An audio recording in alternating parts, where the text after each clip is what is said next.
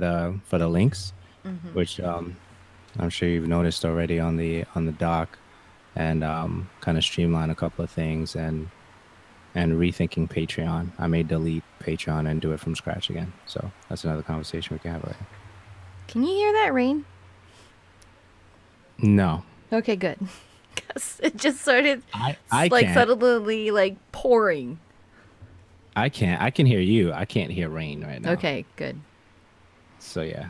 So It just that's pretty much what's up.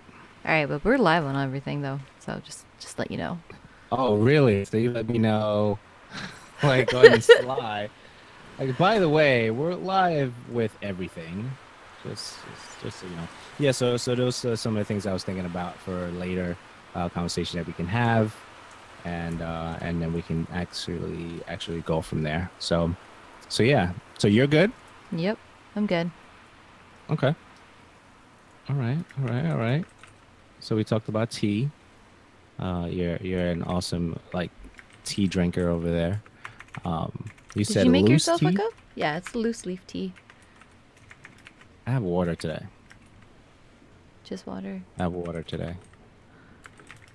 I actually ran out of carnation milk, so I need to get that because I usually do.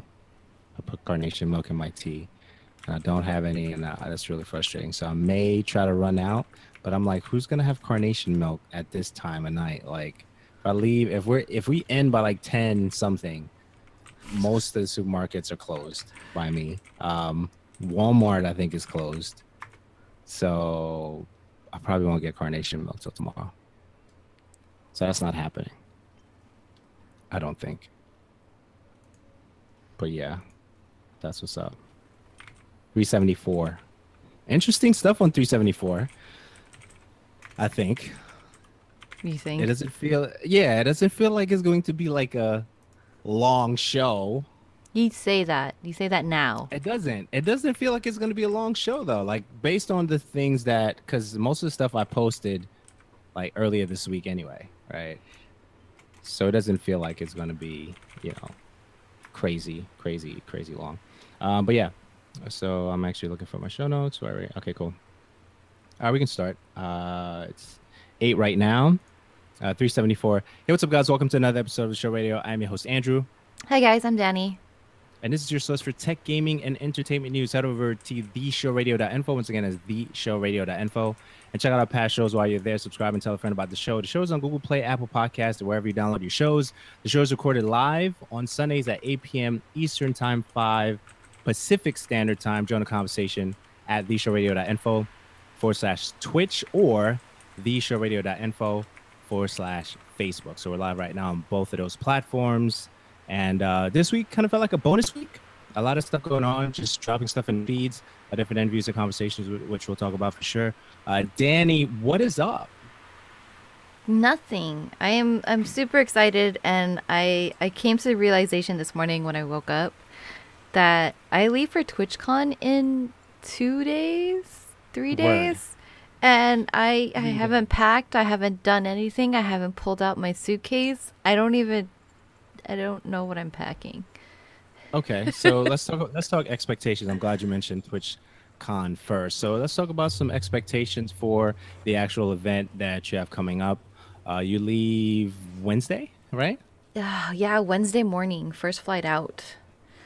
What's first flight out? What time is that? 6 o'clock in the morning. Okay. It's just funny because I leave here at 6 o'clock in the morning, but I don't land in LA till local time 4:30. Okay. So it feels like it's gonna be an all day thing. It probably will be. But Okay. expectations and everything.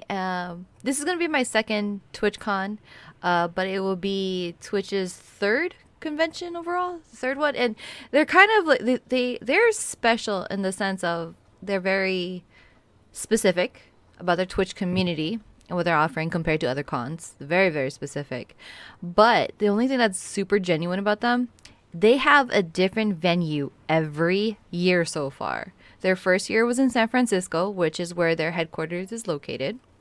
Okay. I wish I went then, but last year it was at San Diego Comic Con, or San Diego, where San Diego Comic Con's held, so it's the San Diego Convention Center. And then this year it'll be in Long Beach. And I'm kind of going in with a whole different mindset because I am, I'm learning from the Jedi Andrew over here and my experiences and like What does that how. mean? Well, because going to E3 with you, I've been to conventions before. I've been to like big gatherings, but I've always gone there as that consumer mindset, to be that customer, to be that fan.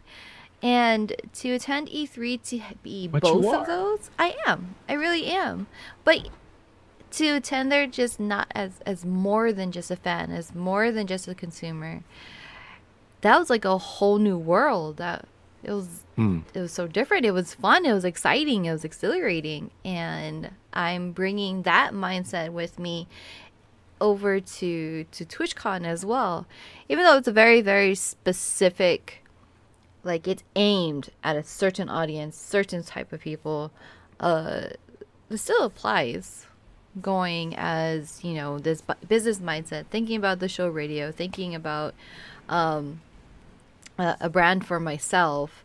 That's so different from what I did last year. Last year, I didn't know what to expect. I asked some attendees that attended the first year, and they had more complaints for the first year as far as organization and expectations of things, which is to be, expected for a convention that's happening for the very first time. You can, like, I think you can plan your first convention as thoroughly as you possibly can, but there's going to be those kinks that you need to work out. Hmm. And last year was a lot of fun, and people said it was a huge improvement over the first year, and so many different things, a bigger venue, more area. It was great. This year, I know what to expect. I know what I want, and I have a very clear goal about who I want to talk to, who I want to meet, who I want to see. Because I know, our friends, Simply Andrea, she'll be there. She'll have a panel that she'll be hosting with Will Black Oni. So that's like definitely on my thing, and I would love to see them again and hook up and maybe go out for dinners. It was a lot of fun meeting them and hanging out at E3, so I'm kind of hoping for that then. And DJ Knight, he's going to be there as well. It's just going to be a lot of fun, but I'm going there more as business oriented, which really really excites me. Like I'm like, there's going to be fun things that's going to be happening, but at the same time I'm like, I it's just that growth, that personal growth, that business growth. I think that's going to be a lot of fun.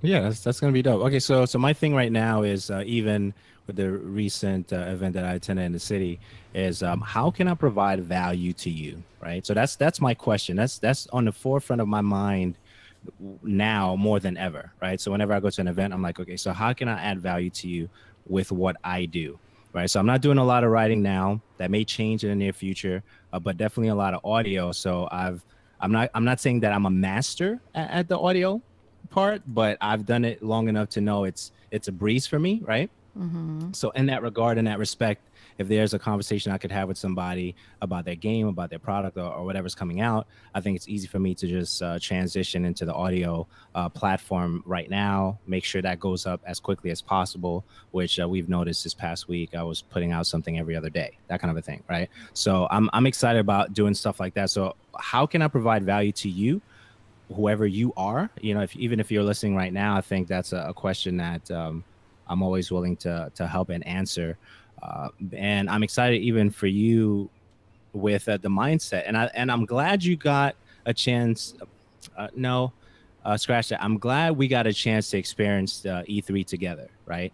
This past this past year, or a couple of months ago, if you want to say that, because you were able to see how I think about a lot of things, and I think that that forged a different a bond with us prior to actually the E3, the whole craziness that happened. So I'm glad that we got a chance to do that. And I think that even with perspective, when I have conversation about a lot of things, you almost kind of know what I'm going to say to some degree, or at least the kind of area I'm going to go with, Mm-hmm. because we had the chance to have a conversation and the sit downs that we had at E3. So that's where I am right now. Like, even I guess I'll share with you that this past week I was filling out an application to attend a press event that's getting ready to come up towards the end of October, give or take, for New York City. And as I was filling out the application, I was laughing. Why? I was laughing. Okay, so I'm laughing because these press events are hit or miss, right? When you're applying for them, because they ask you for your circulation and how many clicks you have, and how many articles that you can send them to show proof that you have bylines with your name on it.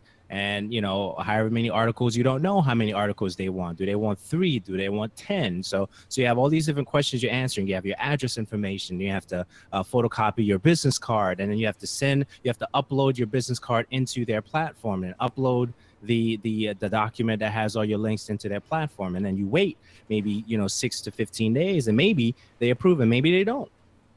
And you don't know how they're making that decision, because some companies will say, well, we're looking at Alexa numbers to make sure that the numbers that you're saying that you get is what you're getting. And then some companies be like, okay, this information is here. It's every information that we requested. And because you gave it in a timely manner, we put a check in the box that says approved. And then you get the email back that says you're approved for the event. So I was laughing the whole time because I didn't really expect that I was going to be at the event.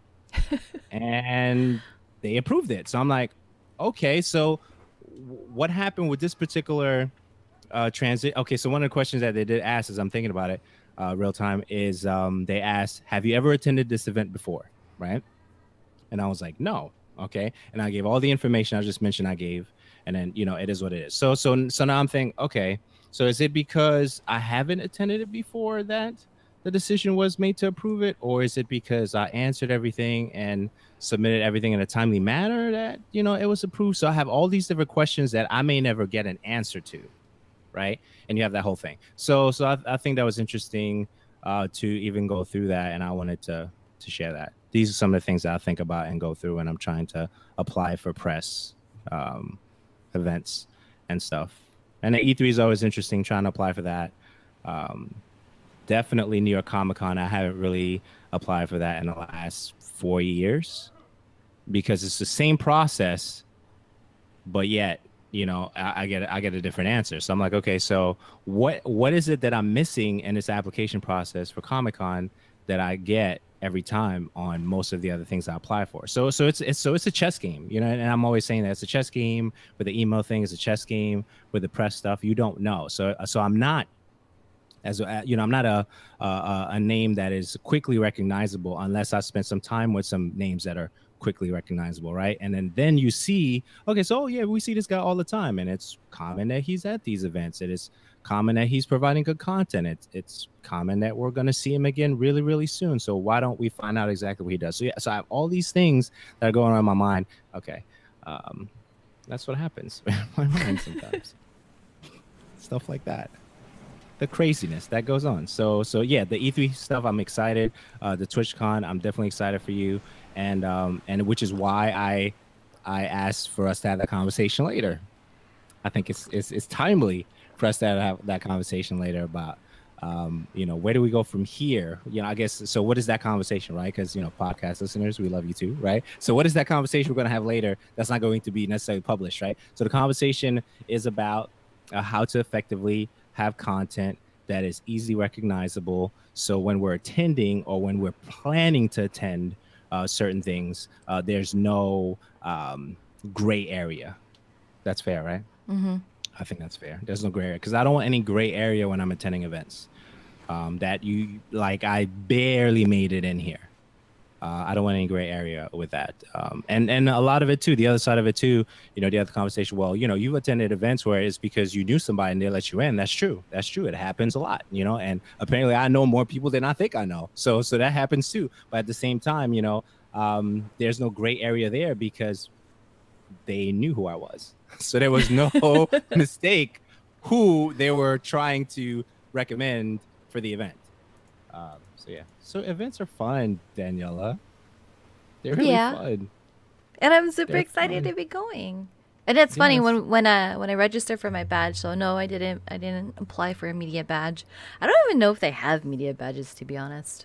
But it does ask you. There is a specific slot that says, do you work for a company, or are you I forget exactly what it is. And I'm like, yeah, sure, the show radio. I don't know what that gets me, but the show radio. Here you go. Because Nice. it doesn't ask me for anything else. And, you know, I have to really actually think they do have media badges. I never really thought about it. Yeah, I think that okay, so I'm really beginning to appreciate. Okay, a couple of questions I have for you before I go into that, because apparently, you know, this is gonna be a short show tonight, right? So, how much are the tickets for TwitchCon? Is it 3 day, 179 for 3 days. 179 for 3 days? And the Comic Con this year was 1 day each, right? They didn't do 3 day passes this year, right? Mm. They didn't. Okay, all right, cool. All right, They interesting. did it? I don't know. And the exhibitors at TwitchCon, besides chairs and microphones and things like that, what other exhibitors are actually at the event? Oh, I was just looking at that today too. So they're gonna have Ubisoft. They have very few like actually developers there. The developers are going to be there are not so much for presenting games as it is for people who want to develop, who are developing either their own games, their own APIs. So it's kind of vague on that one, but I do know Ubisoft is probably the one that I know that sticks out as far as presenting something. The Okay. H1Z1, there's going to be like a tournament there. Oh boy. It's funny because I was just looking at this maybe 45 minutes ago and I can't remember too many that are on the list. A lot of it is streaming related. So you have Stream Elements, Stream Labs. You're going to have Lightroom there. Obviously, you're going to have Elgato, Avermedia. Hmm. And man, I think that's all I can think of right off the top of my head. I know there's like No, that's a fine. few That's fine. lists. No, because and the reason I asked is because I mean it wasn't intentional to put you on the spot or anything like that. It's because I really don't know, like what exhibitors are at TwitchCon on a regular basis because I've never really spent time to look at that event like that. So it was so glad to have a little bit more perspective on that. I know you're excited to go. I know there's going to be a lot of stuff to do. I know that there's the Twitch party that's big for a lot of individuals to meet up and link up and have different conversations. That's cool, and a lot of great conversations even outside of those major, somewhat publicized events. So I'm That excited to hear. that's possibly the one thing that I feel is very different from me compared to other cons is that it feels like a giant popularity contest. Well, essentially, it is a popularity contest because you'll have your different tiers of you have your regular streamers, your affiliates, you have your partners, and then you have your OG longtime partners. And I think the only thing I do not agree with at Twitch cons is the silly meet and greets. What does that mean? It's basically these designated times where you stand. It's like meeting a celebrity. Like if you're standing in line to go meet, I don't know, any celebrity, like standing in line to go see the Game of Thrones cast, to go get their pictures and to go get their signatures. But these are just Twitch streamers. So okay, so is it like meeting Santa in the mall?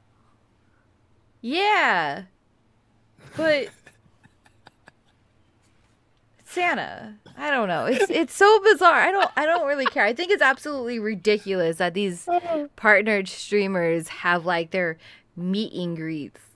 Mm. I It's so elitist to Okay, all me. right. And So it's not jealousy. I thought it was absolutely ridiculous. And I had a so let friend from last year. I'm going to tell this really quick story. no, go ahead. Tell me a story. I had this friend who was an OG. I'm not gonna even put out he, she, they, or whatever they that longtime partner streamers. Super excited. We've been talking online off and on for possibly 5-6 years. Found out they were gonna go to TwitchCon last year. I was like, hey, we should meet up. You know what the response to me was? What they I say? have a meet and greet at 2 p.m. You should come and see me then. I'm like, are you kidding me? I knew you before you were anything, when you were completely no one, where you and I were like trying to set up and get our Twitch stuff in order together. And you're going to tell me like, oh, come and meet at my meet and greet and stand in line with everybody else. Nah. Nah, You know, bro. you're not feeling that? No, I'm not. Nah, bro. That is so elitist. I was so disgusted. I'm like, no, I Okay, can't. all I right. can't believe you right now. Okay, so let's remove um okay, meet and greets are amazing. Okay. Okay, the context that we're talking about is not so cool, right? But you can have a meet and greet and have it be awesome. Oh yeah.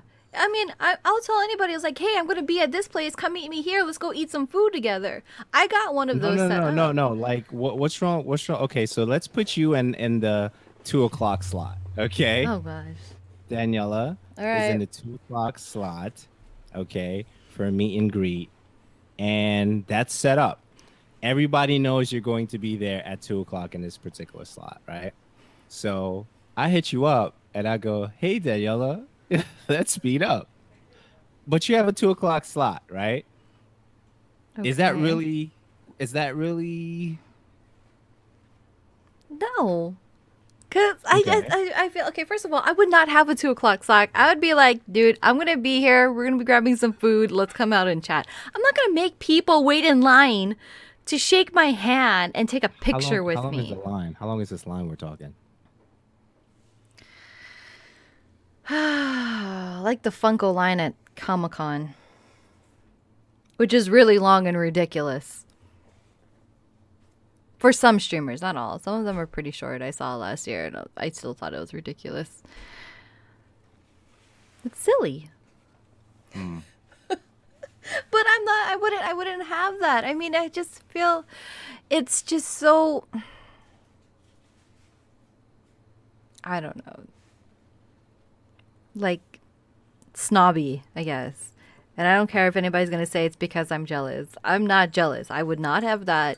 And then yet alone to have somebody who I've known, I've chatted with online, and we helped each other out to tell them like, hey, yeah, come meet me with everybody else. I'm not saying that I'm better than anybody else that is standing in that line, but even if it is like, hey, I'm gonna be getting my badge at this time. Maybe you can come for a quick chat. That'd be great. You know what? I'm okay with that. Don't tell me to go stand in Okay. line. Okay. I ain't got time to be standing in no lines. You got time for that? No. You ain't got time for no line stand? Mm-mm. Nope. That's crazy. That is crazy. All right, so actually going to adjust. How do you adjust? I got a little slow down on my side on the video portion. Isn't there a way to slow down the video bitrate on this thing? On your side? I Yeah, I thought think there was a way so. to do that. I think there is. I don't remember where it's at though. Me neither. But yeah, so we got a great show for you tonight, guys and gals. We're gonna talk about a lot of bonus content that I posted this week. A couple of numbers as far as what do you call those numbers? Concurrent numbers and sold numbers and all those wonderful things that we enjoy talking about here on the show radio. We also got some raw review reactions, which I don't know what possessed me to watch that recently, but that was very, very incredibly, disgustingly intriguing. If that makes any sense. So we're going to talk a little bit about that. And yeah, those are some of the things that we're going to talk about and more. And even some Naughty Dog case, which is kind of old, but not so old. Recently revealed, but that kind of a thing. So we're going to touch on those things too. Daniela, what's up? What have you been playing? Let's start there, and then we're going to the bonus stuff. I wish I'd been playing some more stuff.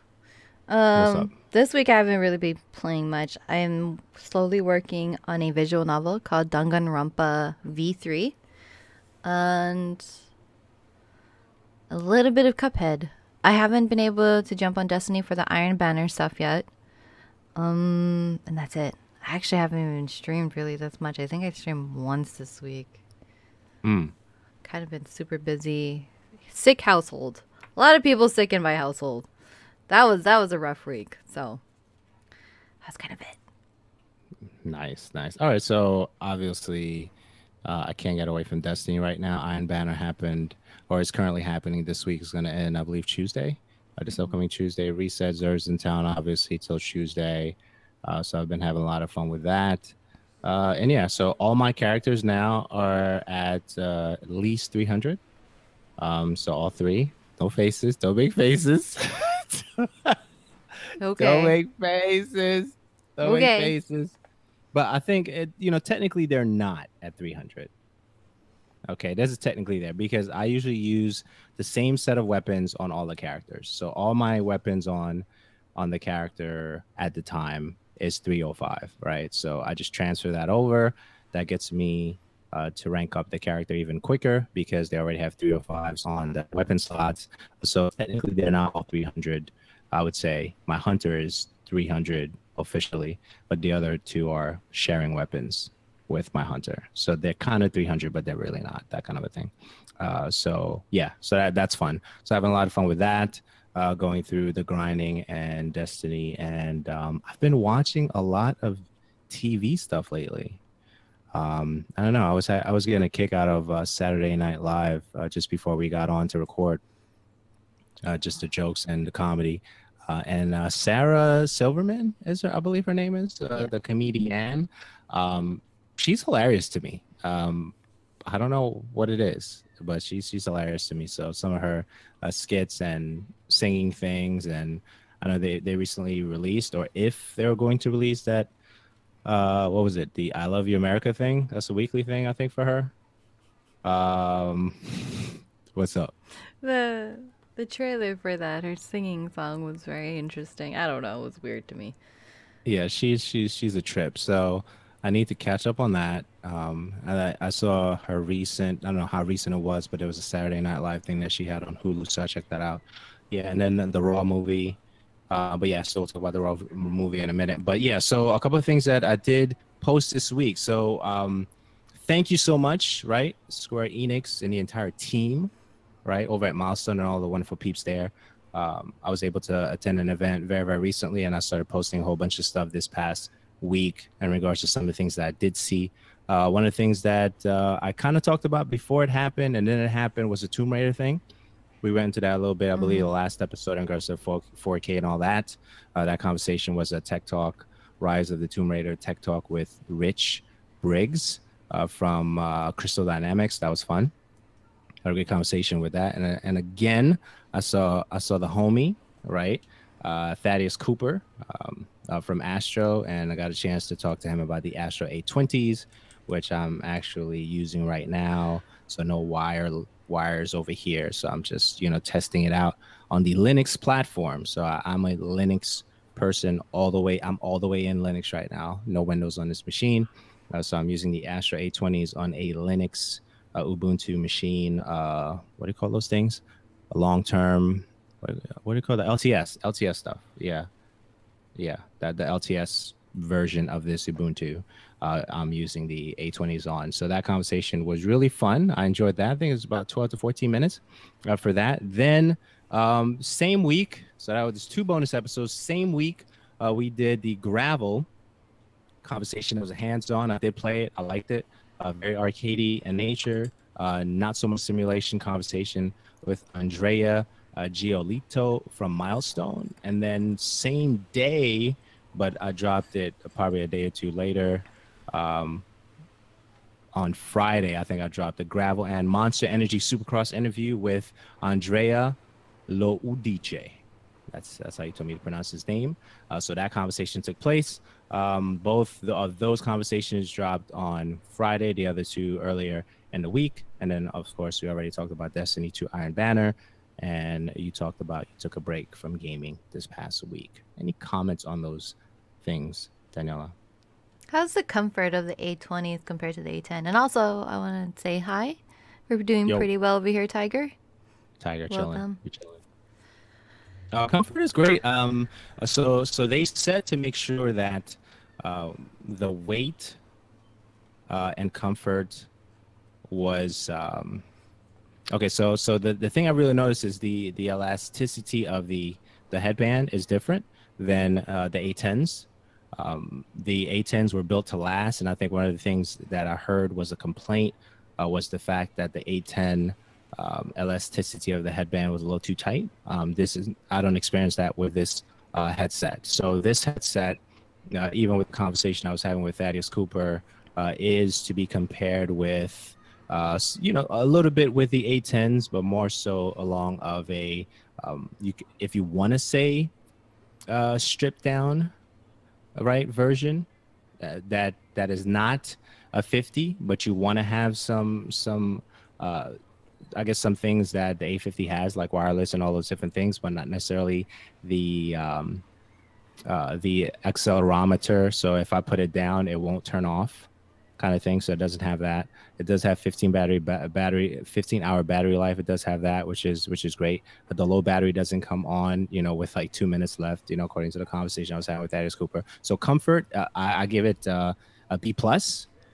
All right. I don't usually give A's, but it's pretty comfortable. Yeah, I had to ask that because I have the same feelings about the A10s. At first, it was fine, but then you wear it for a long period of time, it really does feel too tight. And I was hoping that by now the A10s, would loosen up a little bit, kind of like the A40s and A50s. They're like nice and snug at first, but then you wear it regularly, it loosens up, it conforms to your head. Right. I don't think the A10s have done that yet because no. Like after maybe like 2 hours, I'm like, you're too tight on my head. I need to take you off. Yeah, the way the band was set up on that was really interesting. So it was built to be pretty much indestructible, if you want to say that, and they've achieved that with the A10s, and the A20 is a mid version of the A50s, kind of stripped down. Still has the Dolby Atmos features when it's plugged into the PC or something like that, or maybe I was looking at the wrong thing for that. I had the paper here. Hold on to me. It's the beauty of doing this live because I did print it. All right, so see, I'm prepared. So it has that 5.8 gigahertz wireless. Astro Command Center if you're on the PC side. I'm not on the PC side. A precision boom mic, intuitive onboard controls. That's, it does have the EQ, the preset, 3 sets up, and the EQ. Dolby Atmos and Windows, Sony ready for the Xbox One and the PC. Yes, I wasn't just talking because I felt like talking, so I was kind of making sense with that. 15-hour battery life. And that is, what else? That is $149 for the standard version, $159 for the Call of Duty version. I'm kind of doing this like they do, and a new setup, and they just throw the paper when they're done with the news, and I just did that live. Just did it. Oh my gosh. So that kind of a thing. So I'm enjoying it. It's really cool. It has a little small. Okay, so the base station for the A50 is like this big, right? You've seen that, right? So the A20 is like a quarter of that. So they made it really small. So on that you have the optical, the switch for the PC and the PS4, and then you have the USB for power and USB for the actual headset. You can charge it while you use it, or you can charge it and use it when you're ready. The only thing there's always one thing that I'm not, maybe it's me, but I don't know, right? When I charge the headset, it gives me a charging light, right? Like a orangey kind of thing, right? Mm-hmm. When it's done, it's red, but red is when it's on. So I'm like, okay, are you done or are you on? So it's like it's not a green light for me to turn it on for it to be red, to be on. It goes from orange, which is charging, to red, which is on. So when I pick it up, it's already on, but I didn't tell you to be on. I told you to charge because I turned you off before I charged. So that doesn't make sense to me. So I don't know if it's me. Maybe it is, maybe it's not. But the orangey thing is the charging light. If I shut you off and you're charging, you shouldn't be on when I'm taking you off the USB. So I don't know what happened there. Maybe it needs an update. I need to check, but I would have to go to a Windows machine for that. If there's an update readily available for it in the next, I don't know. Could be me. But that's the only thing that's kind of like quirky about it. That's weird. I just even having red as being on is weird. Yeah, There should be a yeah, like green in there to either be as an indicator of it being on or as an indicator of being charged. okay. So Something that's different. all right, so don't talk for a second. I'm gonna show you right now. You know, Hmm. it's red, right? So red is on. So when it's charging, it's orange. Red to me would mean, I don't know. Green would mean ready because it's charged, right? So why are you red when I want you off? So I don't know. Are you starting off at 15 battery life? What are you starting off at? So that's my, you know, inquiries when it comes to those things. But yeah, so there. So that's pretty much what's going on with that. But other than that, it's pretty cool. I dig it. I've played with it. The boom mic sounds really amazing. There's a great balance between hearing yourself and hearing the game. I think that's great. That is designed nicely on the audio side of things. I really appreciate that. And I guess that's a mini review slash impressions of the Astro A20s, which is available now. So, the interviews you did for Gravel and the Monster Energy Supercross, you got hands on with them too? Yes, absolutely. Absolutely. So, okay, go ahead. Talk to me. So, Gravel, it's not necessarily a simulator like Dirt or Gran Turismo, you're saying? It's not a simulator like Dirt or Gran Turismo. It's more, very much more on the arcadey side. So if I had to say that you had to, know how to drive and do the car, I think it would be like a maybe like a 80-20, right?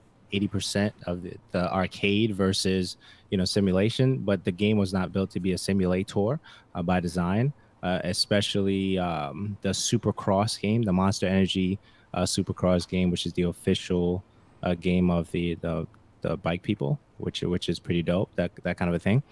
So you can have the ability, according to the conversation I was having with Andrea, have full control of the motorcycle, right? And then both games have the ability to rewind, a few seconds back if you make a mistake. The cars do take damage. They're officially licensed motorcycles on a motorbike game, and then the official cars on the gravel game. And yeah, so it's more arcadey. Hmm.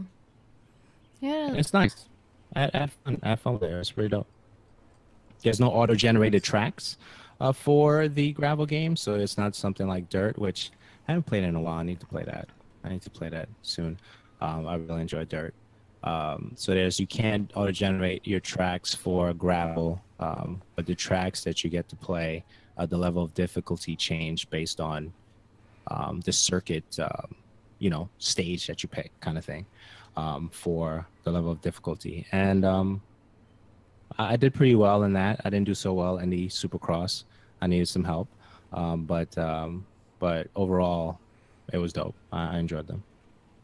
So is it safe to assume there's going to be online multiplayer? Uh, I I would say I think so. Oh, so they didn't get to Safe, show safe you to guys that. assume. Safe to assume. I would say I think so. Yeah, because a lot of stuff was limited and faded out. So I had fun with the local stuff. I wanted to capture some footage, but I could not. But that will change in the future. I know it will. All right. Good. You could use this Aver Media I believe. instead. I believe. Yeah, okay. Okay. I believe it And changed. what up, Dan Plays in the Twitch What chat? up? How are you? What up, Dan? Those are my own questions because I realized that during the interview they didn't mention so much of like online play. Yeah. So that's all. Word. Unreal Engine. It was dope. I like them. I like them. So next thing, anything else on that? No. No. Okay, That's all. one thing I really want to say though, before I move on of those things, um, the people were really cool because they were from Italy and they had the accent and when they spoke, and I really enjoy other cultures' accents. you know, to me it's an accent, but to them it's normal, right? Because they live in that region and town, and if you want to say that. So I always enjoy, you know, hearing other individuals speak from different areas of the world. I think it's amazing. So yeah, that's all I want to say on that. Yeah, so that's that. Okay, so a couple of things in technology. Okay, so Windows Phone is done. If you're looking for 10 Linux productivity apps that you probably didn't hear about, I'm going to have a link for that in the show notes. The show notes will be theshowradio.info/374. That is 374. Microsoft is done with Windows, so they're not really going to do any software updates or any hardware in the near future, which, you know, we kind of knew that was a long time coming, and finally that's actually here. So a lot of default applications for me, because I'm no longer using Windows at this time. I'm learning how to use OpenShot, which is the video editor that you can install on Ubuntu Linux. So I'm learning that, how to fade with that, and how to export and cut and edit with that. So that's been an experience. Relearning, diving deeper, if you want to say that, in Audacity. So we do use Audacity to edit this podcast, and also other podcasts that I have to produce, especially for church. So I use Audacity there, and even here.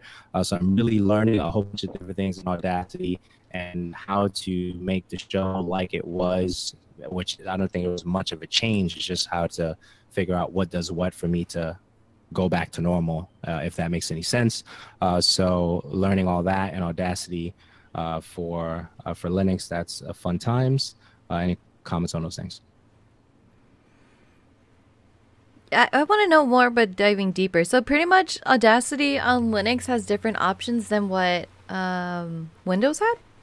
Great question. Okay, so one of the things I did notice that was different is I think when I was running it for Windows at a particular time, or even one of the versions previous to the version that I'm currently running now on the Ubuntu, there was a thing that was called the leveler, right? So a leveler is the option to amplify the sound, right? Not to necessarily fix anything in the sound, just to amplify anything that's there.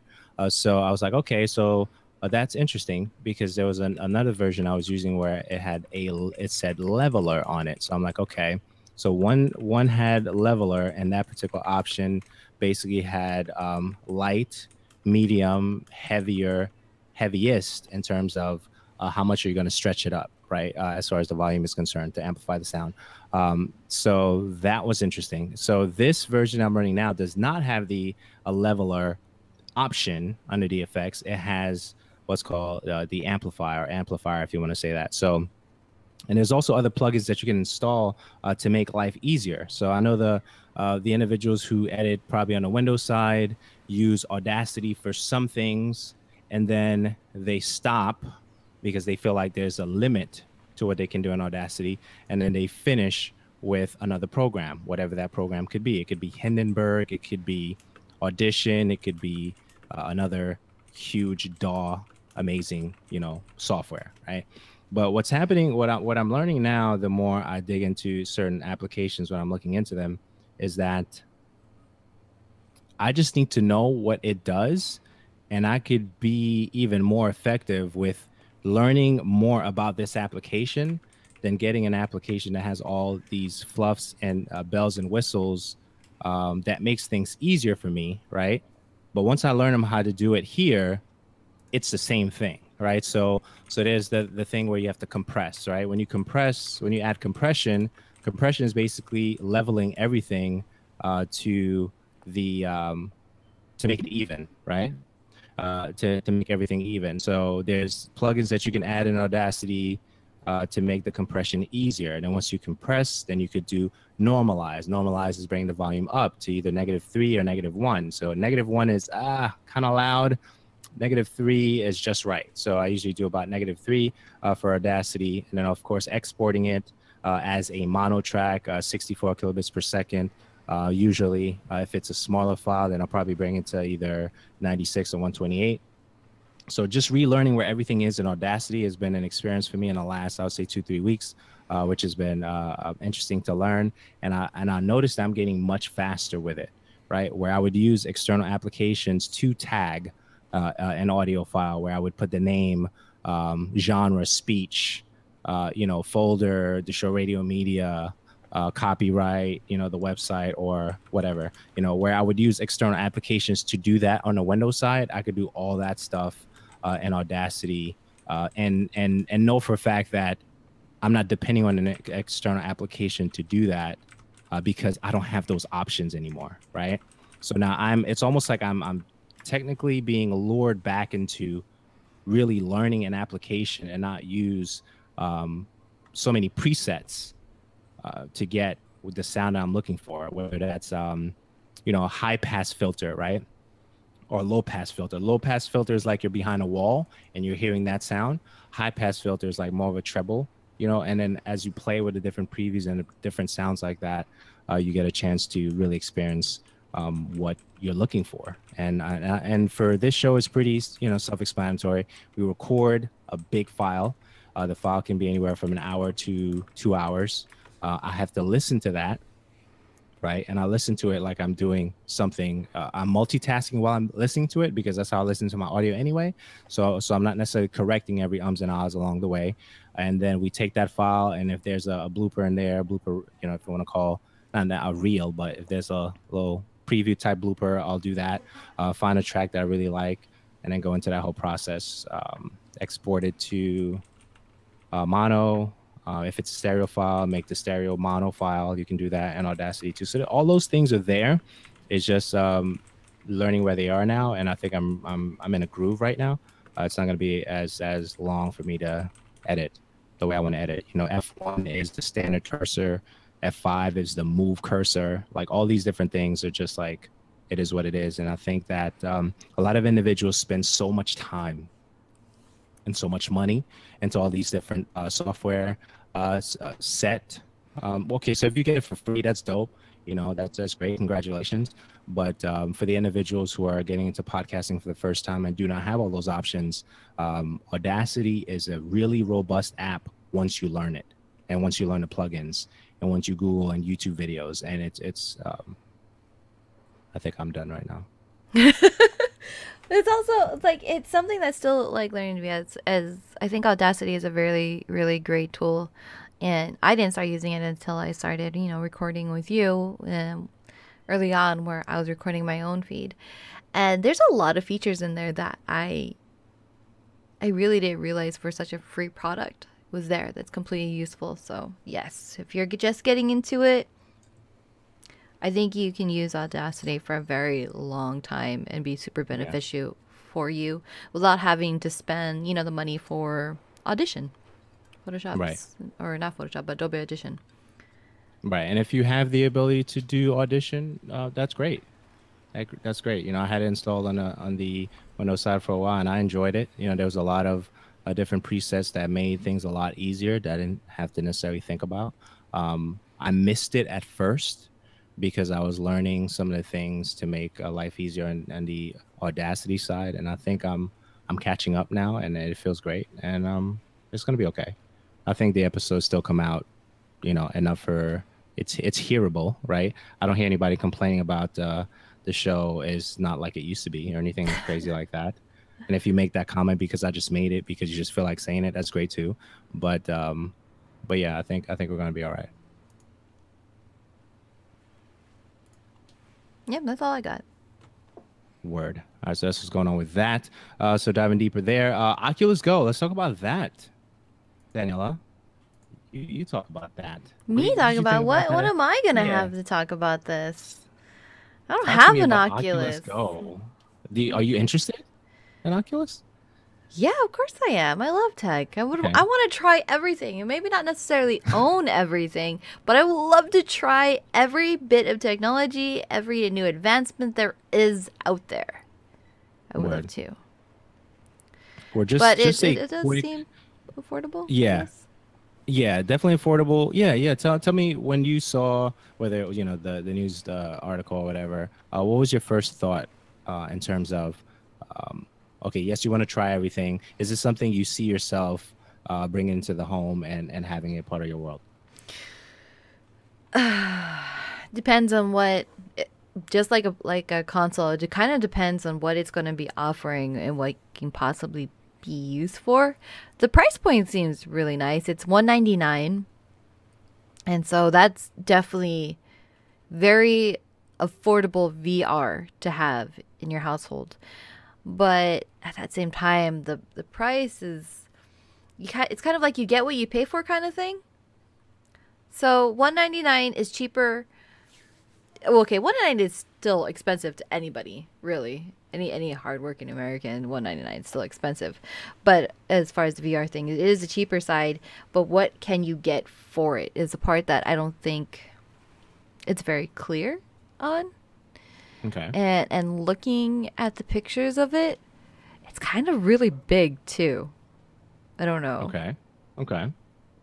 Not that Fair VR enough. is supposed to be a fashion statement, but I'm just saying in the sense that it doesn't look light. If I'm going to have it on my head for any extended amount of time, you know, you want it to not be so bulky and so heavy. You want it to be comfortable, pretty lightweight, a nice balance between it. Okay, that's fair. That's fair. Okay, so my thing is, I'm with you. I definitely want to try it out.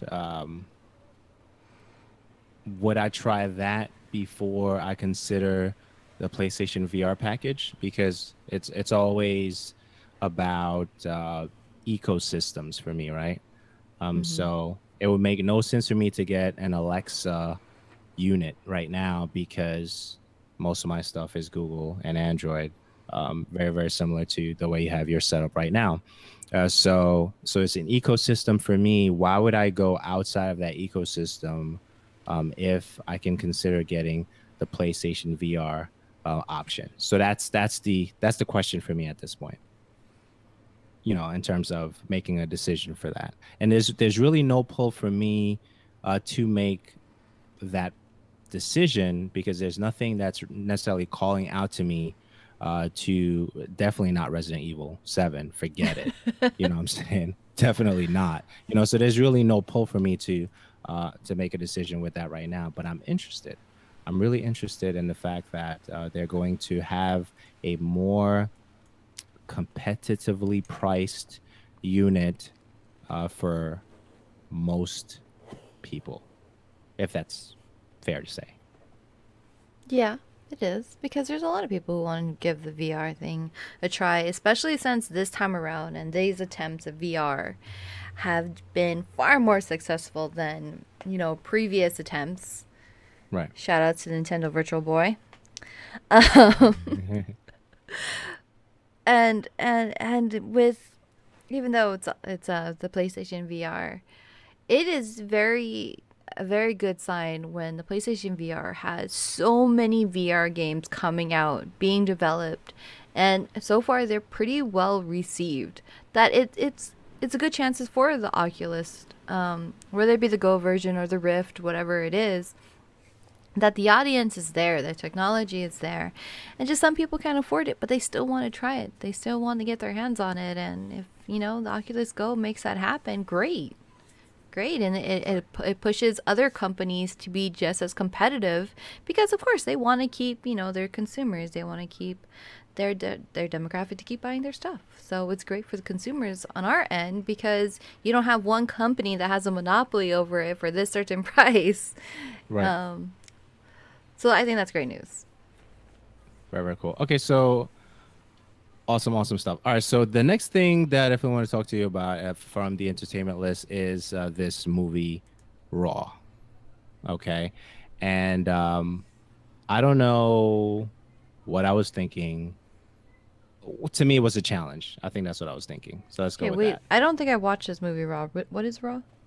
Okay, so Raw is after being like accepted to a veterinarian preppy school, this young vegetarian, you know, lady was forced to eat meat, and she, once that happened, she gained this insatiable, unsatisfying desire to eat flesh. Okay, was it meat that was And you know what? Maybe I should watch it because that sounds actually really interesting, and I have never heard of the movie. Right. So that's pretty much the headliner to bring you in. So in terms of not, no, I shouldn't say headliner. That was actually wrong. The synopsis of it to bring you in. My version of synopsis. So that basically sends you on a journey of, okay, the experience at the school, you know, peer pressure into different things, and how she goes about satisfying that hunger to eat flesh and go from there. So the challenge for me was, can I stomach this movie? I was about to So say that was because it's not. It wouldn't necessarily. I don't picture that being in the genres of type of movies that you would want That's to right, watch. because you know me, right? So there was the challenge there for me. Yeah, but I always notice that when a movie, you know, opens up questions about things that are not necessarily, you know, very, very deep or anything like that, but when it offers me that what would cause somebody to do such a thing, I think those movies I would like to check out. Not all of them. So this, in terms of genre, this would be to some degree that I think they classify it as a horror thriller, and I don't see it necessarily as a horror. There was a suspense to some degree there. Um, I see thriller in there. There was action, but it was a horror thriller type genre, which definitely the horror is not my genre. It was not a zombie thing. So to me, horror is usually falls under zombie, uh, it, you know, The Walking Dead, fear of, you know, anything that's zombies for me, you For know. you, That, okay.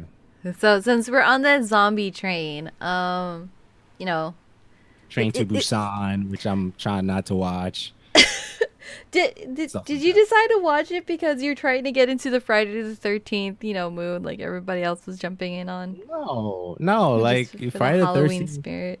Friday the 13th for me was schedule these uploads for the show, and you know, make sure that that represents the company that we're supposed to be. I wasn't really thinking about that, but I really wanted to take advantage of the fact that I do have Netflix and I don't watch a lot of it, right?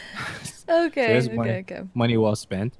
But yeah, so I wanted to see what other, and I need to find more movies that, you know, challenges my intellect. And I think that when the movie, even the trailer, was appealing enough for me to go check out the movie, I think that's great. Also, I did check out another one. I checked out Overdrive, I think it was. It was like from the writers of Fast and Furious, so it had a Fast and Furious like feel to it in regards to, you know, cars and, you know, my thing, you know, that kind of a thing. The thing that you're borderline, I don't know where you are with it right now, but I'll leave it there.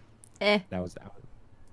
I like I that. don't mind car Yes. shows. I don't mind car shows, but you're talking about all these horror movies and horror movies and VR. So, in my household, we do like horror movies, and my son requested that we do a Friday the 13th, um, like marathon. So we started that Friday night. I I forgot how cheesy Friday the 13th was. Or that number three, I forgot that number three was in VR and how incredibly cheesy that was. Because I think we spent more time laughing than anything else. No. No. No thanks. It really was. There was nothing scary about it, and I can't remember what I ever thought was so scary about at least the first four Freddy films. Like the first two you could probably just never ever watch. Third one is like canon. And fourth is what I guess they actually started like, wait, we should actually make this a horror film and try our best. We didn't finish it though. But I forgot how cheesy it was, and the VR attempts in movies in the 80s were so bad. Mm. It's like, this is painful. Ugh. Yeah, it's an interesting thing. So I'm not gonna make a general practice to watch, movies like that for sure. I am not going to do that. But so the challenge for me was, let me see exactly what this is about, and I kind of checked the time a couple of times to see if it was close to the end. I'm like, how much more crazy can this get? Like, we're 22 minutes left into this film. What more can go crazy? And there was a couple crazy things that. So I didn't lose my lunch or dinner, which was great. And apparently, some people can't go through that particular film and finish it. So what does that say about me? I don't know where I need to place that, but I did watch it in one sitting. So you're saying I should recommend this movie to some of my vegan friends? I'm I'm kidding. saying you should recommend this movie to your vegan friends if you don't care about your vegan friends.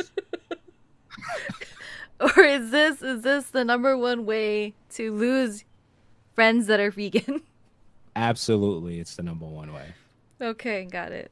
Yeah, yeah, I love my vegan absolutely. friends though, so So very interesting film. I would say if I had to rate it for what I didn't expect and what I did experience, high sevens. Like if I could do like a dot seven, so it'd be like a 7.7 out of 10.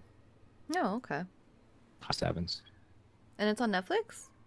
It's on Netflix right now. I gotta go and look because as far as Netflix go, once I finished Wentworth, I have been on this really weird let's watch prison documentaries for Why? probably I don't know.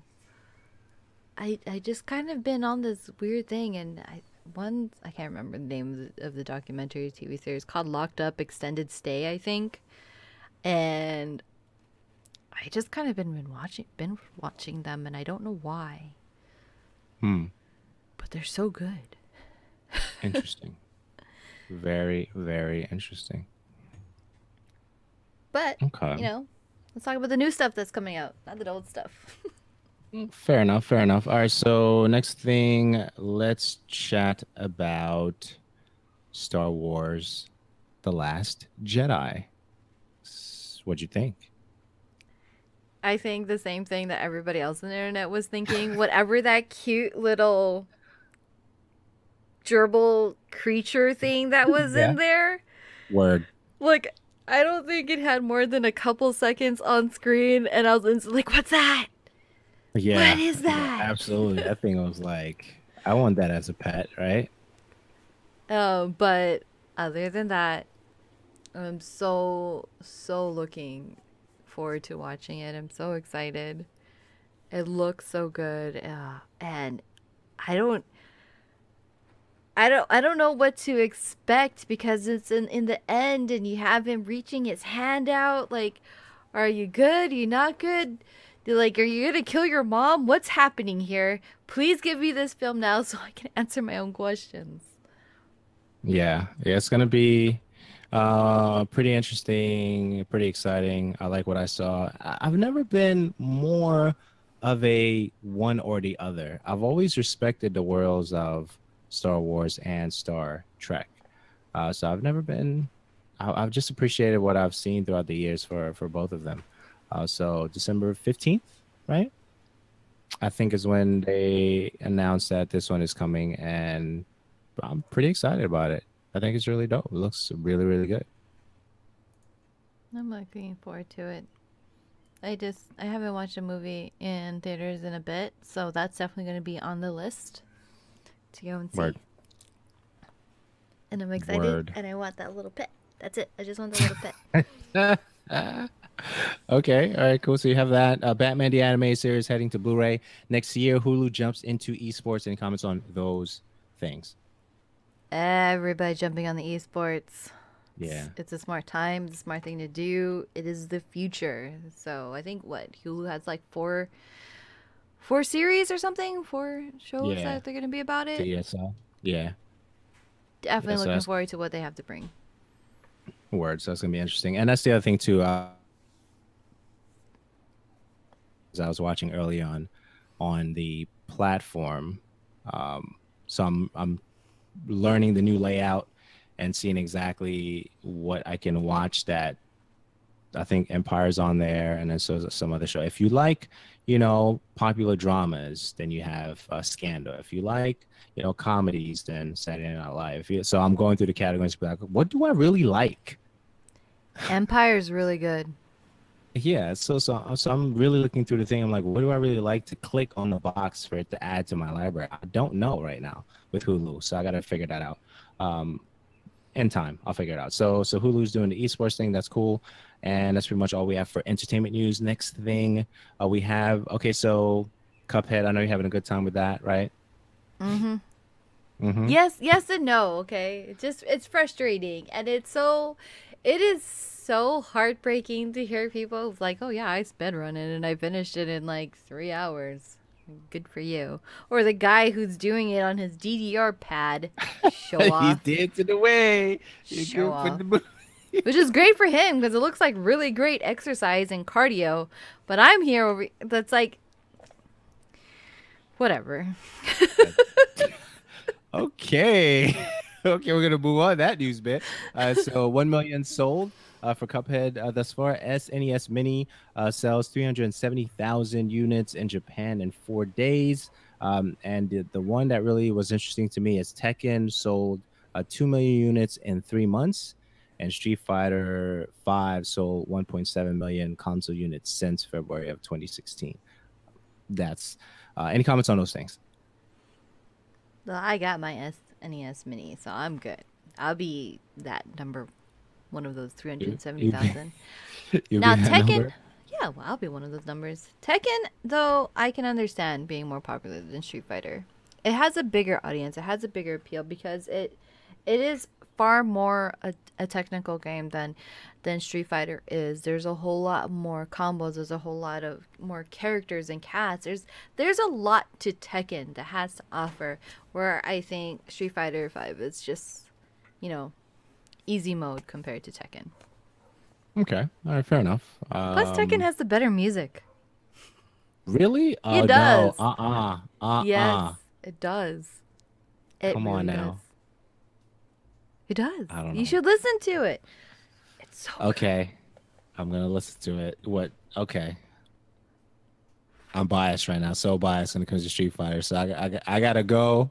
I gotta try to look at it from a different perspective. But I'll check out which album, which OST, Tekken two, 7. three, four. Okay, seven. Just go with the latest one for right now. Which is Okay, fair 7. enough. Fair enough. So you have that. PUBG, 2 million concurrents. That was recently something that they announced. IGN buys Humble Bundle.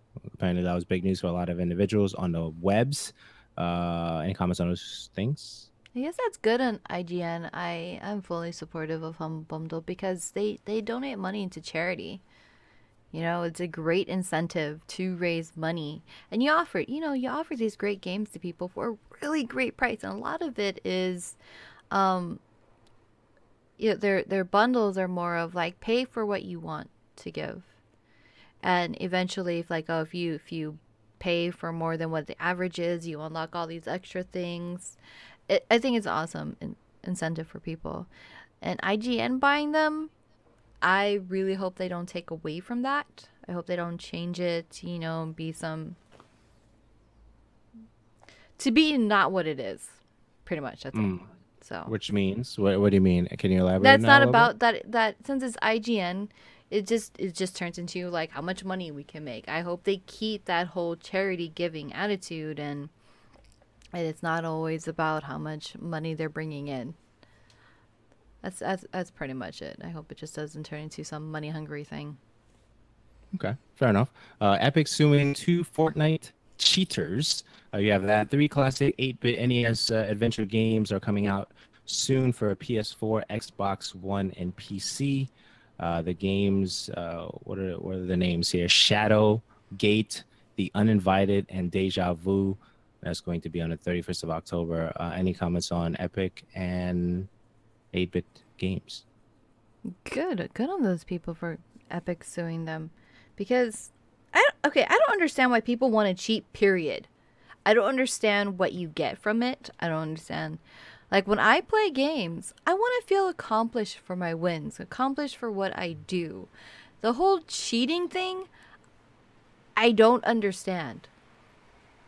And it ruined the game for a lot of people. I personally don't like the battle royale version of Fortnite. I will prefer PUBG.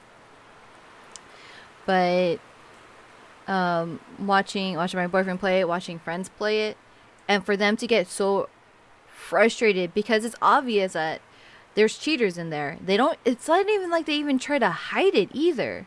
They're just blatantly cheating. It ruins the game for everybody. And then you have these two people who create this program specifically so these people can cheat. I don't get it. How do you feel good about yourself? On any game. It doesn't even have to be Fortnite. Any game that you have to cheat. How do you feel good? So, you made your bed. Go lie in it. And I hope that you're paying Epic for years to come just because you want to ruin games. And I'm a spiteful person, apparently. I'm just thinking about out loud. Sorry. We'll go on to brighter news, though. Brighter news indeed. Phil Spencer on platform-specific DLCs, and I know I enjoy a lot of platform-specific DLCs, and I know you do as well. According to Phil Spencer, he says, people always knock me on this. I've been on record. I don't love the idea or practice of us paying some other platforms, so other platforms can't play or use a certain gun in a game or do a certain level. To me, once I saw that, there was a game I automatically thought about, but it's not about me right now, Danielle. It's about you. So what game were you thinking? What game do you think I was thinking? Come Destiny? On, I'm so predictable. Yeah. I think it's ridiculous because for anybody to be able to fully experience a whole game, they have to play it multiple times onto different platforms to get, whatever experience that PS4 people are having to whatever Xbox is having. Like, I don't personally agree that in these long platform exclusives that's only for this platform. Maybe if you had it for a month, I'll think nothing on it. But just like recently, what was it, a week or two ago, that the Xbox Destiny players only got the PlayStation stuff just then? Yeah. That's crazy. That is absolutely crazy. 3 years later? It is. And I can understand having that platform exclusivity. I can't even talk right now. It's all right. For like maybe a month. Maybe to have that little bit of an advantage, but it's kind of ridiculous not to restrict it so that, oh, okay, well, you got it on PlayStation, well, Xbox has it on this and they can do that, but you can't. That's ridiculous. That's how I feel. I thought we were doing brighter news here. Here I am just complaining. No, I mean, no, these things need to be shared because like, I'm trying to remember my frustration when I couldn't get certain guns. I think Hawk Moon was an exclusive for a while. It was a hand cannon. I think it was an exclusive for PlayStation for a while. And I was like, man. So to me, it was like, if you guys are gonna get these cool things, what am I playing it on Xbox for? Yeah. And that began my transition from that platform for Destiny to the PlayStation platform. Do I miss it? All right, so let's play that out. Yes, to some degree, I miss playing on Xbox because I still have some buddies there that play on the Xbox platform, and I don't see them coming to the PlayStation platform anytime soon. Did anybody switch from the Xbox platform and got PlayStations to play on the PlayStation platform that I know personally?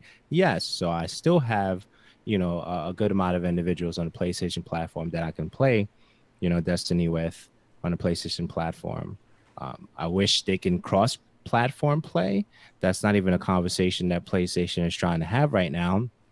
And one of the recent articles I was looking at or just kind of browsed through and it came back to my mind, thank God for that, is that Xbox is still trying to figure out what Sony's PlayStation their idea or their stance is on cross play with certain things, more so the bigger things, not the smaller titles. And Xbox doesn't know. But my thing is, um, we are still operating two businesses here, right? Mm-hmm. Xbox is operating their thing, PlayStation is operating their thing. If PlayStation feels that a lot of cross play with their big titles is going to affect their bottom line, they're not going to think about it or voice their opinions about it. And that's really what it comes down to. So if at one point you were saying how many consoles you sold Xbox, and you no longer do that, and you just prop up your Xbox Live numbers, which is what we talk about now, or how much power your next system is going to have, which is what we're talking about now, versus how many consoles the other company has sold, which is over 60 plus million. So we have different things that we're raising up as trophies when it comes to these companies. And if I feel like that's going to affect me in any way, shape, or form, that doesn't necessarily mean I want to hang out with you. We can be buds and colleagues from afar because we have businesses in the same type of genre things, but it doesn't mean I have to, mix my, well, I don't know if you want to call it internal server net codes, for crossplay, with your company. I don't have to do that. You want me to have that conversation, and you're using your platform in media to voice your opinion that I'm not voicing my opinion about the crossplay. And does that excite me to have an opinion about the crossplay because you're going to media and saying that you don't know what my position is? So you have that whole thing happening between Xbox and PlayStation right now. And if we're actually the leader in what's happening right now because of the influence that we're having in the industry, or how many consoles we sold and how our platform is doing versus another platform who's coming out with another system in November, claiming to be the most powerful system, who really has the advantage right now? So if you're biased, you're going to say it's Xbox. If you're biased, you're going to say it's PlayStation. And at the end of the day, it doesn't really matter, right? Mm-hmm. It really doesn't matter. What matters is we're still getting games from both platforms. Not necessarily Halo anytime soon or anything like that, but we're still getting some awesome games. Probably getting some good 4K stuff from Rise of the Tomb Raider. That's going to be dope. Cuphead is not necessarily a flagship title. It's going to move a whole bunch of consoles for Xbox One X. So if you're planning to get the Xbox One X, you might as well just wait another year, really. But you don't want to hear that. But that's Nobody really what wants it to hear is. that. Nobody wants to hear. That's Wait. what it is. Everybody wants instant That's, gratification. but that's what it is. That's what it is. So, I mean, that's really where we are with that whole let's talk about crossplay. We don't need to talk about crossplay. If I'm doing fine where I'm at, my bottom line is doing pretty well. Nintendo is doing a whole other thing, what Nintendo does, and everybody's having a good time. So, so much so Nintendo is that on like their own little planet by themselves. There's just like the exactly Nintendo planet where they don't care about any other platform because to them no other platform really exists. right, It's just exactly Nintendo world. right. So much so that I guess PlayStation is like, okay, your mini controllers is affecting my bottom line, right? Your mini controllers is affecting my bottom line. So what we're gonna do as PlayStation, we're gonna officially license PS4 mini gamepads, and that's what we're going to do because they're cool.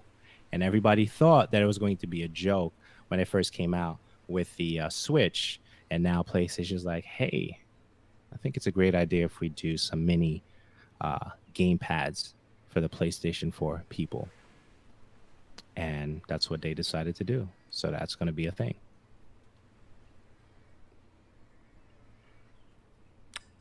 Wait, how many is mini on these PlayStation controllers?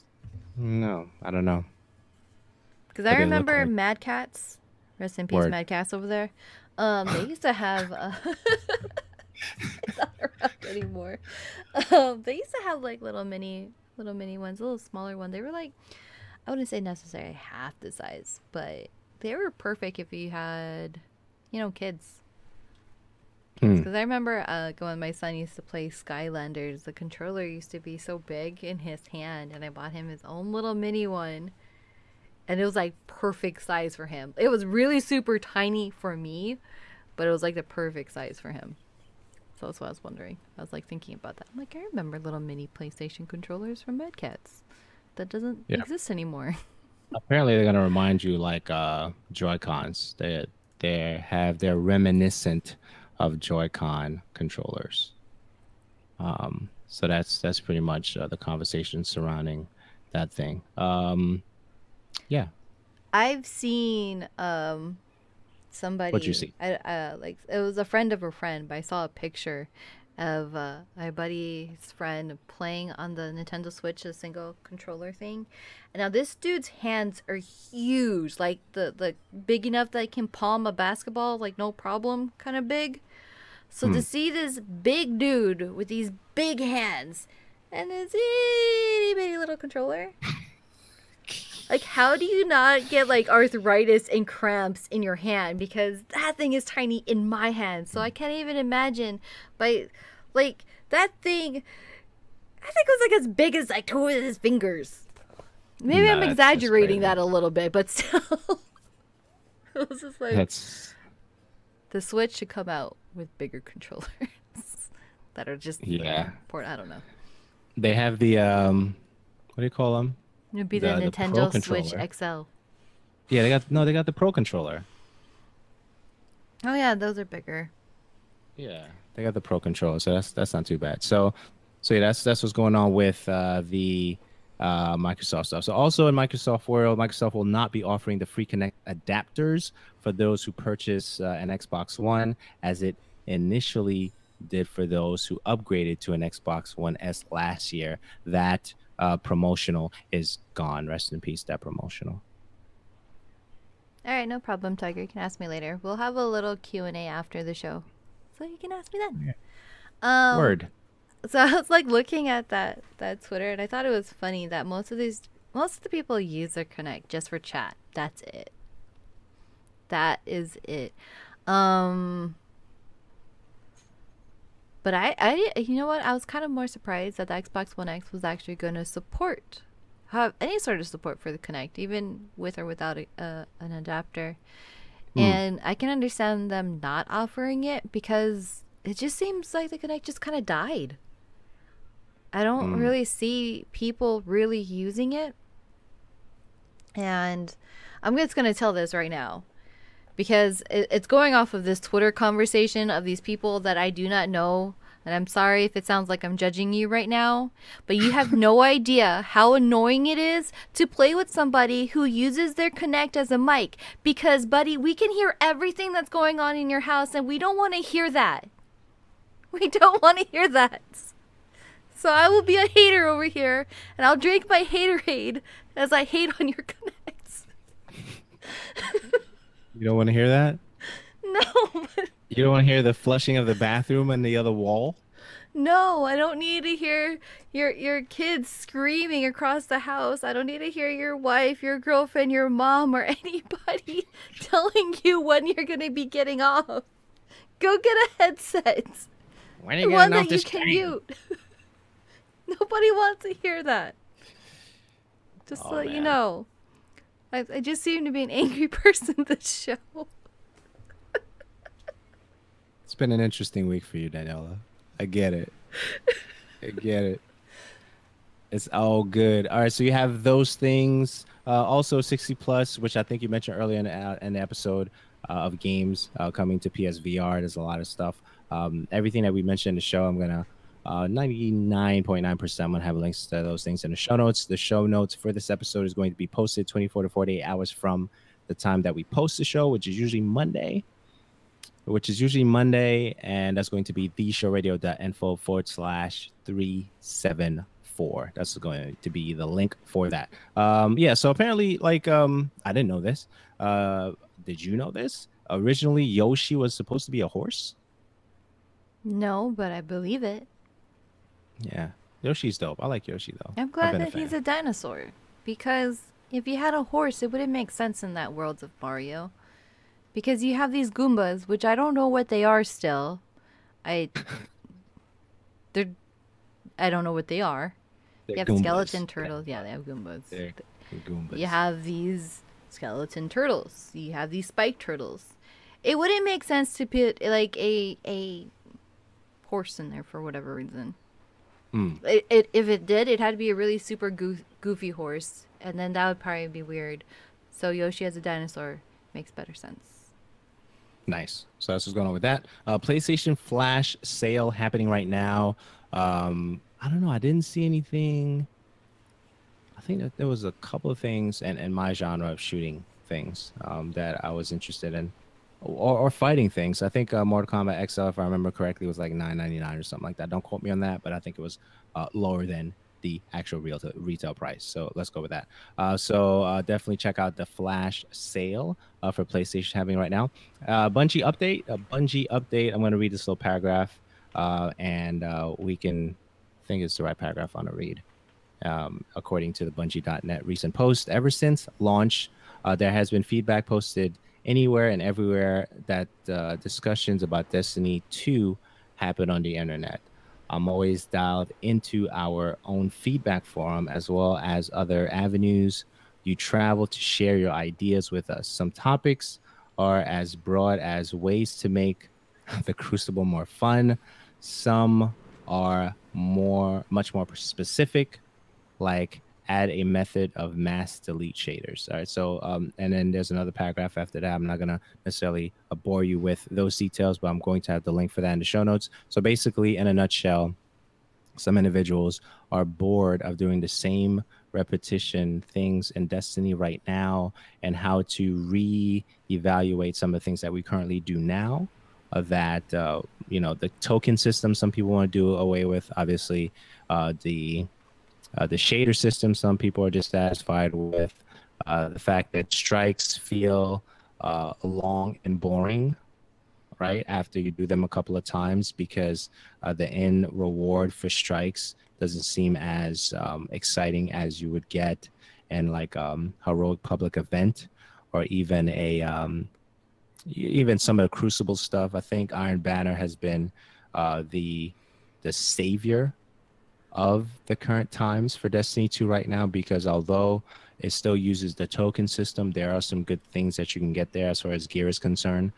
Some of the guns that you expect would drop sooner, that are good guns that can help you either compete better or have a better experience in the game, which is, part RNG. You can't necessarily control that, so I'll say that. Takes a long time to drop. For instance, a gun I'm waiting for, because I like pulse rifles, and it hasn't dropped ever since I played through 3 characters. Like Last Perdition is a pulse rifle I'm waiting to drop. That's the Crucible one, and I got 2 of the pulse rifles from Iron Banner. So that's been, I feel better about that, because I'm still playing Crucible. I'm still getting, clan XP and all the different things with that. So I'm still trying to find a space where I'm still enjoying the game and not necessarily going into comment sections on Destiny Reddit to say, yeah, that's right. I agree with that too. I don't even spend any time with that. So I know what I like about the game, and I know what I really like about the game. So I don't think that there's anything negative for me to say about the game, because I'm biased anyway. But if there are any things that I would consider changing, is the timer on Nightfalls. I don't think that there should be timers on Nightfall. So hopefully they rearrange or redo something with that come December, or the next major update, when they take the level cap up. Right now it's 305. Maybe it'll go to like 325 or 350, whatever the next one is. And at the end of the 3-year cycle of this game, it's probably going to be at 400 anyway, or whatever. But yeah, so those are the different conversations that's happening in the space. And of course, the raid conversation that's happening too, because a lot of individuals feel like the raid is too difficult, and there was supposed to be a patch that was supposed to fix the prestige raid thing that dropped, and I think they dropped it without the fix or something like that, if I remember seeing the news correctly. So there's a whole bunch of conversations happening surrounding this game that we love, called Destiny, and that's a Bungie update for you. Okay, correction, that you love and I like. I knew you were going to say that. I knew it. I knew it. I was like, cannot let this moment pass. And you didn't let it pass, Daniela. But that's That's what's going on with Destiny, and that's what's happening in that world right now. Right now. Okay, so yeah, so okay. So last but not least, I came across this thing, and I'm like, I don't know where this is going to go, in regards to conversation, because it's a very touchy subject for a lot of individuals, male and female. But I want to see where this goes. So I saw this thing posted by a gentleman by the name of David Ballard. It was a tweet, and the tweet was posted on the 14th of October around 3:30-ish, give or take. In late 2015, I was sexually harassed at Naughty Dog by a lead. Didn't classify what kind of lead, but a lead at Naughty Dog, right? Our work environment became extremely toxic, and that was the first tweet. Second tweet goes into February 2016. I had a mental breakdown at work, and Sony PlayStation HR became involved. When I told them about the harassment, they ... ended the call and fired me the next day. They cited the company was moving in a different direction, and my job was no longer needed. And then there was some additional tweets, 4 through I think 7, 8. The eighth one was set end. I don't know. I guess I just wanted to bring it to the table because it did surround gaming to some degree, and I want you to lead that conversation, Danielle. So it was very, very interesting to me. And it's kind of, it's not saying that it's rare, but it's actually kind of welcoming and unique in the sense that this is a man that's coming out about being sexually harassed. Most of the times you have that signal where it's just you see women and only women talking about sexual harassment. And to have a man out there, just it's just this good reminder that you can be sexually harassed regardless of your sex, male or female. It doesn't matter. You can be. And it's very interesting that it's coming out during this time where you have Harvey Weinstein and all of the actresses and all the actors that are coming out as being, harassed or, proposed to do something for him in a sexual manner. And you have all these people coming out, and you have this. It's good in the sense that people are putting it out there. And it's a very, very hard and very tough thing to decide to do, because you can be ridiculed for it so many different ways when it's not even your fault. Kind of like for him, like at Naughty Dog, like he was fired the very following day. To me, all that says is like, we don't want to deal with you right now. Just go. We don't really care what you have to say. And to be treated like that by your employee kind of gives you that sense of what I feel, what I say has, like, it doesn't mean anything.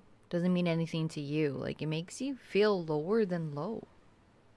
Okay. So for contextual purposes, I feel like I need to read the rest of the things he wrote. okay. They tried to silence me by offering $20,000 if I signed a letter agreeing to the termination, as well as to not discuss it anymore. Next thing says, I declined to sign. I have been unemployed for 17 months since.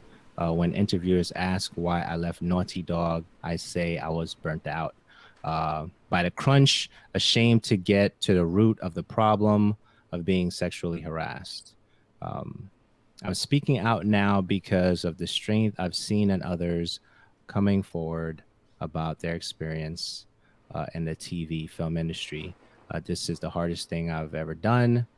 I will not let anyone kill my drive or love for the video game industry, my passion or life. And that was the last tweet. And of course, as you mentioned, a whole bunch of other stuff came after that, like all different things from all different people, all different ideals, all different perspectives, some experience, some non-experience to some degree. And it was yeah, it was an interesting conversation, and a lot of things. It's like, so how do we know this really happened? What is just, are you making this up?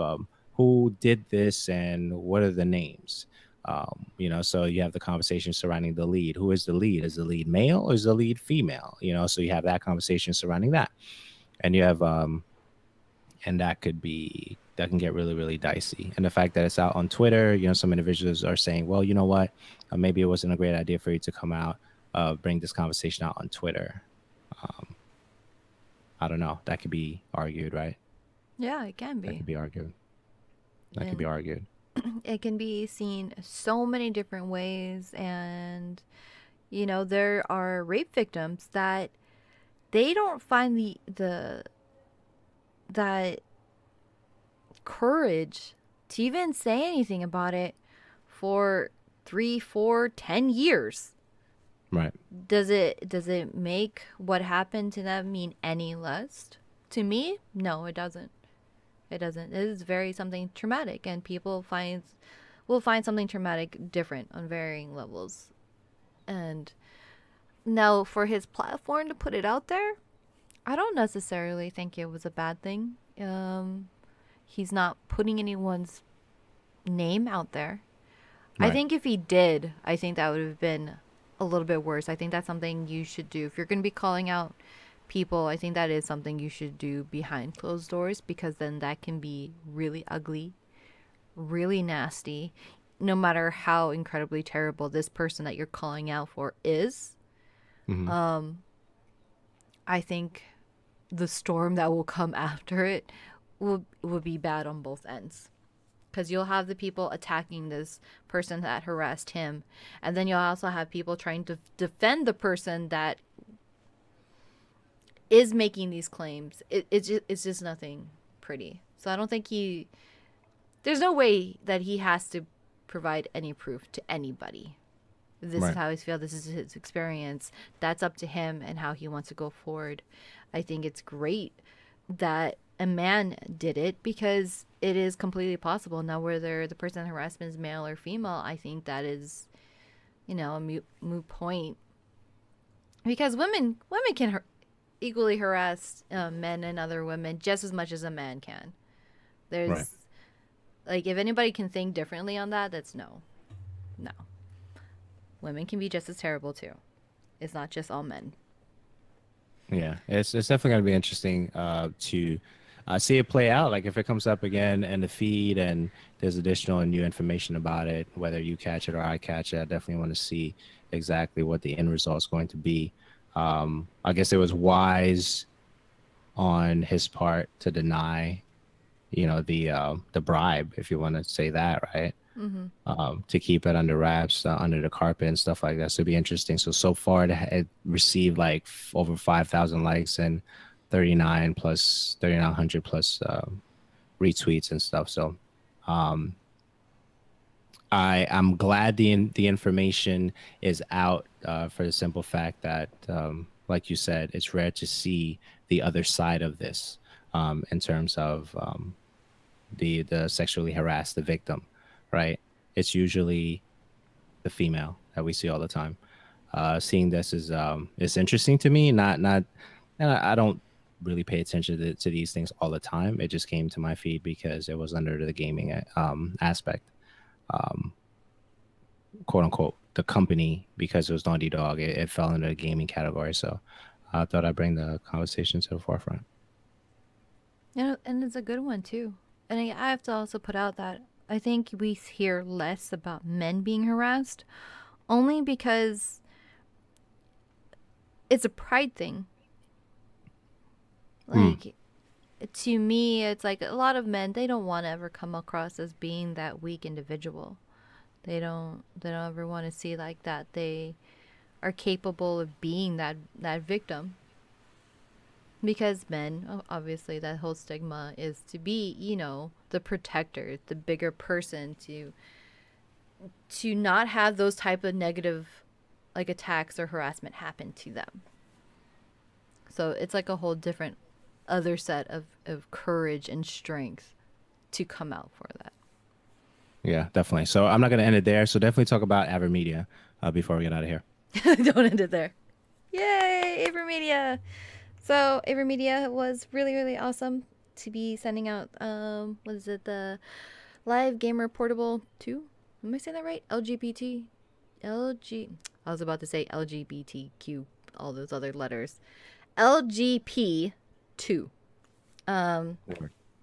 for review, which is kind of makes me excited. So yes, Andrew, it makes me excited because I have been a huge consumer and supporter of AverMedia for my own personal stuff, and even well, actually, no, we're not even streaming anything right now.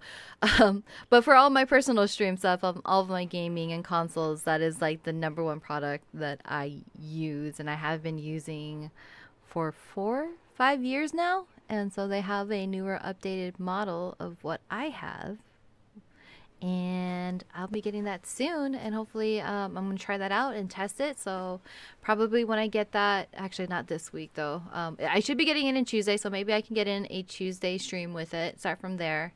But all my future casts will be with the AverMedia. So shout out to AverMedia. Thank you for allowing us to give your product a try. I'm looking forward to it. Word. Thank you so much. Any final thoughts before we get out of here? Oh, okay. So as an update, since I will be going to TwitchCon, for any listeners that will be attending, I will be there from Wednesday. If you happen to see me or, anything, don't be afraid to stop me and say hi. I don't mind. I don't have a meet and greet at 2 p.m. So I don't bite. I'm friendly. I'm not so much a handshaker person. I'm a hugger. So hugs everyone. I'll be there from Wednesday, and I'll be going and attending every single day. And because I say that, it does finish on Sunday. So next week's Sunday show will be slid over one day to Monday. We'll be having our show on Monday. We'll keep you up to date on Twitter as to when that happens. And I can't wait to come back and tell you guys all the fun things. So yay, that's all. Word. Definitely thank you for listening, guys. The showradio.info /Twitch is where to follow and get notified when the show radio goes live. Also, like our Facebook page at the showradio.info /Facebook. And if you like Daniela and all the things that she's doing, make sure you follow her over at Miss DJM. Yes, and thank you guys so much for tuning in, whether it be live or downloading it later. But never miss a show by subscribing to our podcast at theshowradio.info /listen. You can also follow Andrew on Twitter at Uriah, URIYYA. Thank you for joining us, and we'll see you guys on the next one. Bye. And we're done. And we're done. You're done. What's up? Nothing. And we're done. All right, so What's Tiger's still here. What's the Q&A going on? What's going on I with don't that? know. Tiger wanted this question. I don't know if he's still in here. He shows that he's still in here, but I don't know if he's still around. What's up? Nothing. I gotta go and pack after this. Word. I don't know what I'm packing. Pack something. Clothes. So it's like, I don't know if you could hear the rain, but there was a point where I'm like, it started raining and the wind's blowing in this way. I'm like, I feel raindrops. I don't know how I feel raindrops because my windows is maybe about 5% open right now. So super rainy. I wonder what California is going to be like. Cloudy with a chance of rain? Maybe. Maybe. I kind of want to go to Disneyland. I hope I can go to Disneyland. It'll be fun. I'm going to take a lot of pictures. We'll post a lot of pictures. Possibly, Word. I'm going to see if I can stream. So that's the whole thing. I want to do an IRL stream while I'm there. But considering how many other people probably will be doing that too, I can only imagine how loaded down the Verizon network will be. I don't even think I'm going to attempt the Wi-Fi. The Wi-Fi is probably going to be loaded down too. Yeah, it's going to be crazy. We'll see. No, it should be fun. I'm looking forward to the pictures and the conversations and all that stuff. That's going to be dope. Yeah. And then right after you come back, I got to prep to go to this thing on the weekend of the 24th. Photos. That reminds me, I gotta go and charge my DSLR, and I gotta go and clean it, clean it off. A couple of my lenses Which are one do you pretty have? dirty. I have the 70D. Nice. So I haven't used it in a while. I realized What? that. You have the 70D and you have not used it in a while? Well, yeah, do you Like, understand? Like, it's difficult to go places and have to carry around a DSLR when you have yeah. your phone right there and just put it back in your pocket when you're Yeah, done. that's the thing for me. Like, I'm like, okay, I want to go to the next thing with the DSLR, but I'm trying to figure out. I want to get one that's like entry level, but at the same time offer me the features that I think I'm looking for. I mean, I'm even looking like some like the T2i or something like that. Nothing crazy, nothing dramatic. I heard the 60D is really good, 70D, but I don't have the budget for that right now. But yeah, I kind of want to step down to the what is it? They have a 3 Ti now, don't they? Or is it just a 2? yeah, they have the T3, T4. I think that definitely T5 and T6, right? Because I think Oh, that's how they did the numbers. yeah, they did. I kind of want to step down to those because they have their screens which it can like flip Flip. around and do all Yes, those things. That's what I exactly. love about those. Exactly. So, part of me kind of wants to step down for So that your because of that. viewfinder doesn't rotate? No, it doesn't. Interesting. But the T2i doesn't have a rotating viewfinder either. But the So 3 you does, right? The 3 and above? I I'd have thought. to check. I'd have to check if the three has a rotating viewfinder. But yeah, so now I'm looking into, that conversation. But the thing is, cam for me would be definitely need the PlayStation camera because that's where my streams are gonna be. I'm gonna have to probably stream with the black bar around it so I can see the comments easier. But I need a PlayStation camera. That needs to happen soon because that's the only way I can stream right now. So, I have an extra that I'm sending your way. What? Extra what? I have an extra PlayStation camera. What? I do.